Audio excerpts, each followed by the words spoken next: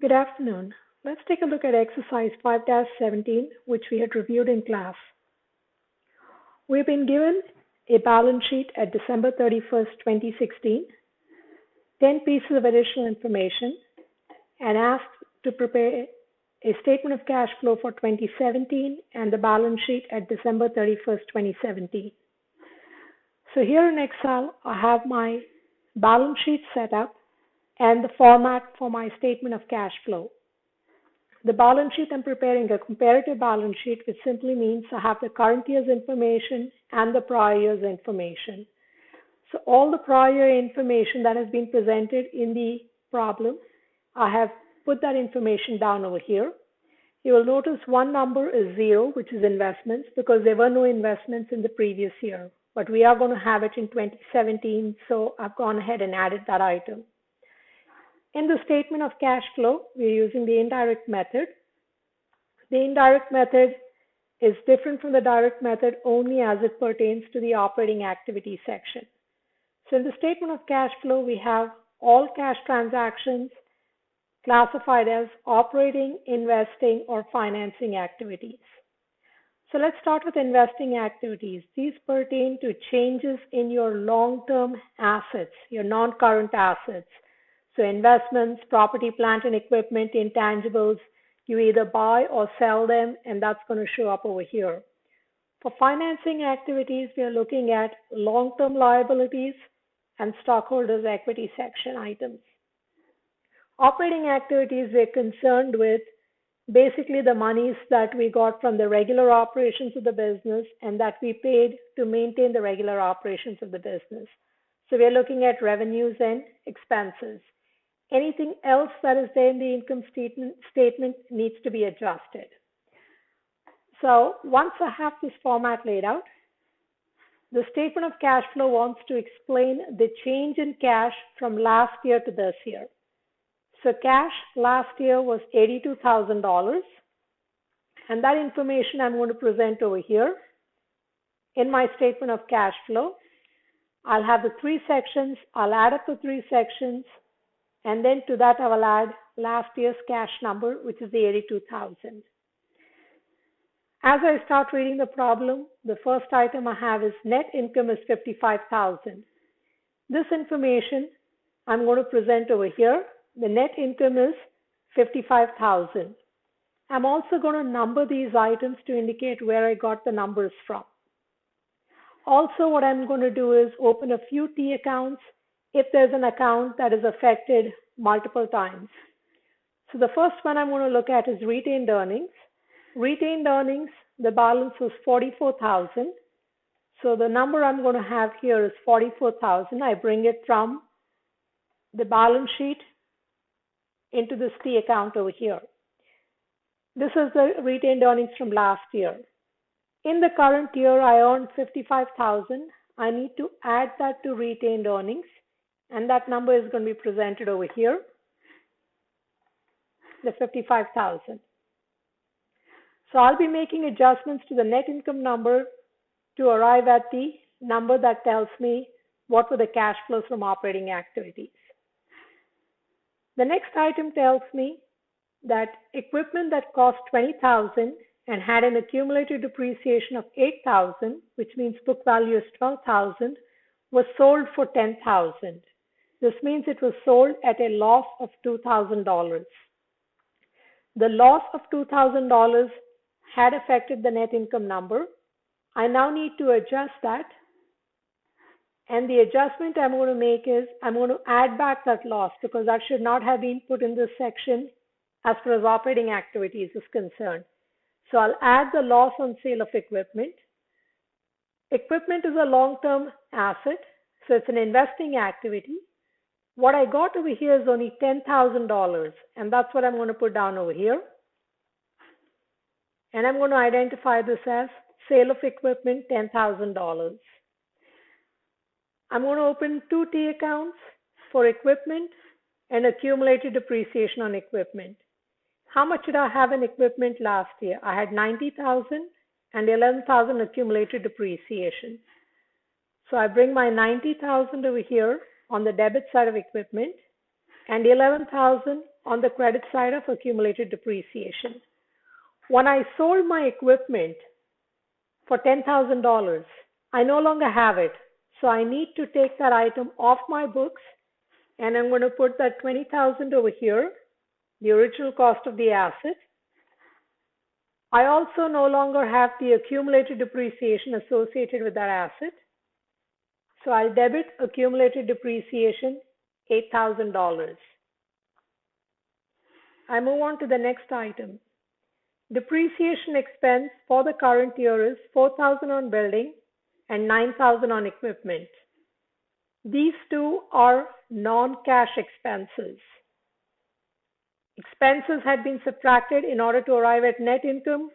Now I want to see how much was the actual cash flow. So what I need to do over here is I need to add back the non-cash expenses. I can combine those two numbers and write 13,000. Accumulated depreciation is affected by the $9,000 that I depreciated. And I'm going to open an account for building and accumulated depreciation on building. The building, the original cost I had was $120. Accumulated depreciation was $30. Now I'm going to depreciate this asset another $4,000. This information was presented in item number 3. The next one we have is that patent is amortized $2,500. Unlike property, plant, and equipment, which we show at historical cost less accumulated depreciation, for intangibles we show them only at the net amount.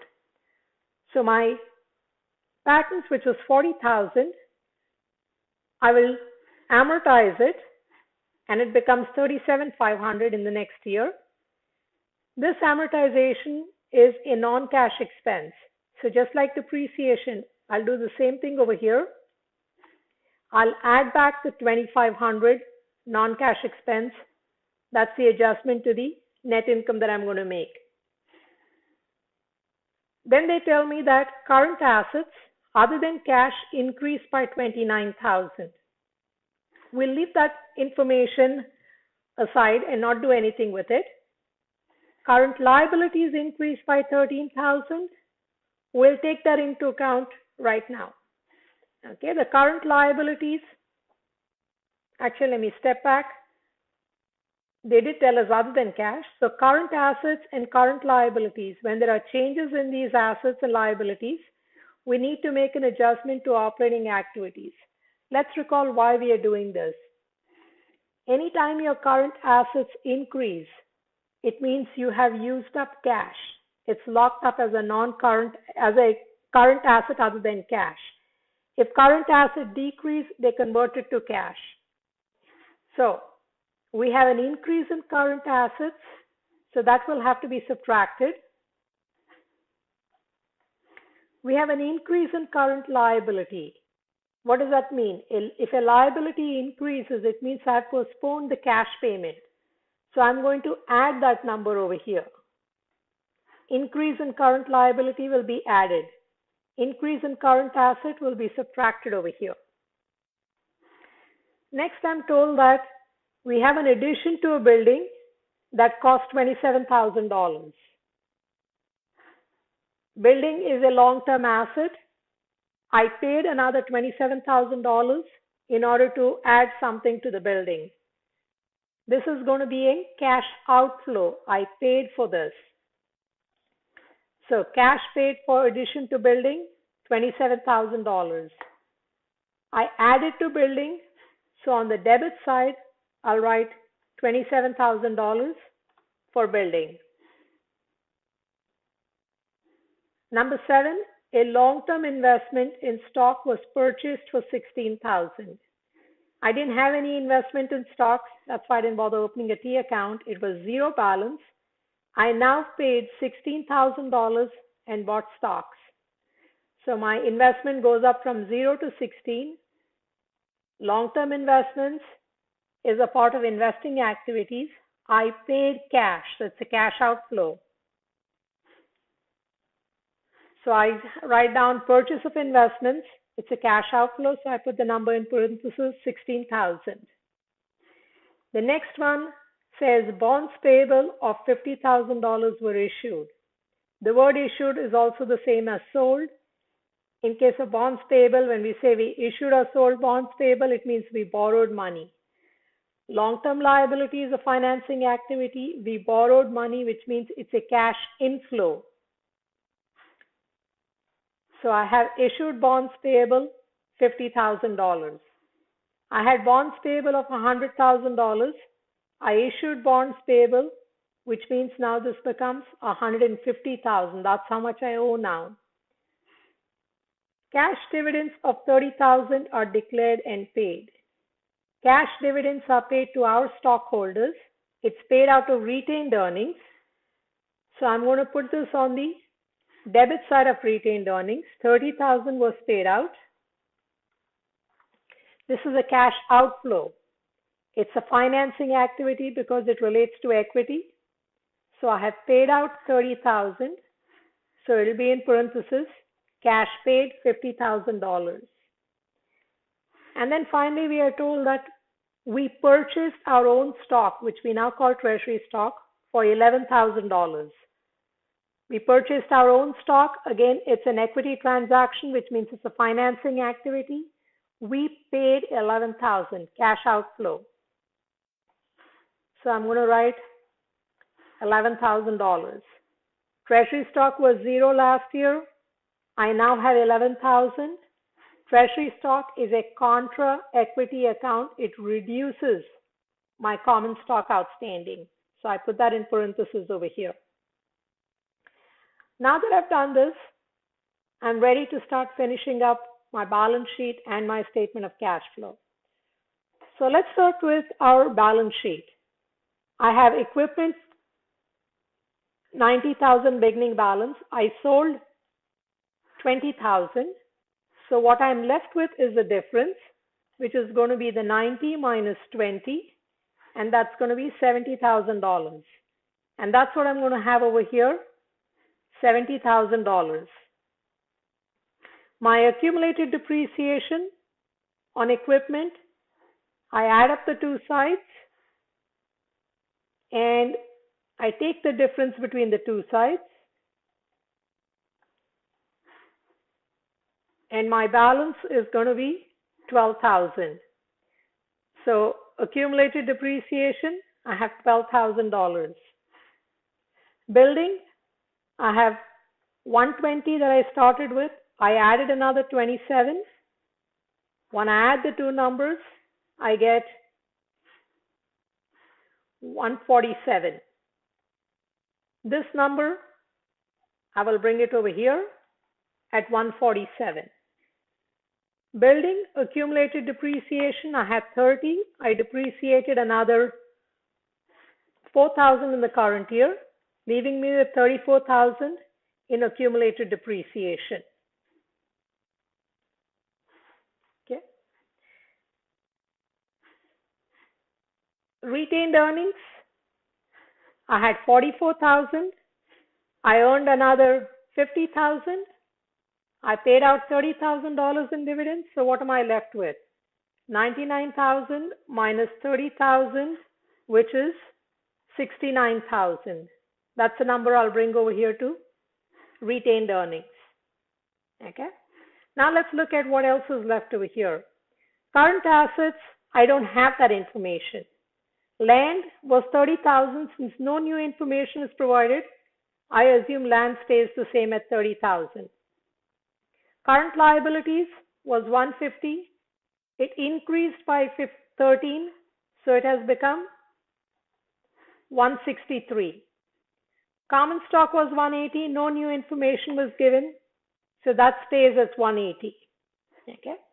Now, can we complete the balance sheet? The answer is yes. Although this information is missing, I'm going to put this in red color to indicate this is a missing number. I can plug in that number. My total liabilities are 313. My total equity is 238. When I add up these two numbers, I'll get total equity of 551. this number, 551, I'm going to plug in over here. Once I plug in that number, I can find the missing number over here. Again, I'm going to put this in red, and here I'm going to put the word plugged, indicating I just worked backwards and got this number. Okay. Once we have this, now let's move to our statement of cash flows. Net income was 55,000. We made 5 adjustments to the number. When you add up these numbers, you come up with 56,500. As this is a positive number, we say it is cash provided by operating activities. We'll go through the same process for investing activities. We have 3 items over here, 3 transactions, cash transactions. When I add up the numbers, what I come up with is negative 33. So we're going to label this cash used by investing activities. Do the same thing for financing. We had 3 transactions. We add up the numbers. We have a positive 9,000, so it is cash provided by financing activities. Now we take these 3 subtotals, the 3 activities that we have, we add those numbers up, and we get 32,500. As it's a positive number, we say it's net increase in cash. You add the balance that you had at the beginning of the year, that gives you the cash ending balance. The ending balance is 114,500. I hope this has kind of helped you understand the problem as we went through in class. If you have any further questions, please check with me again in the next class, or you could send me an email over the weekend.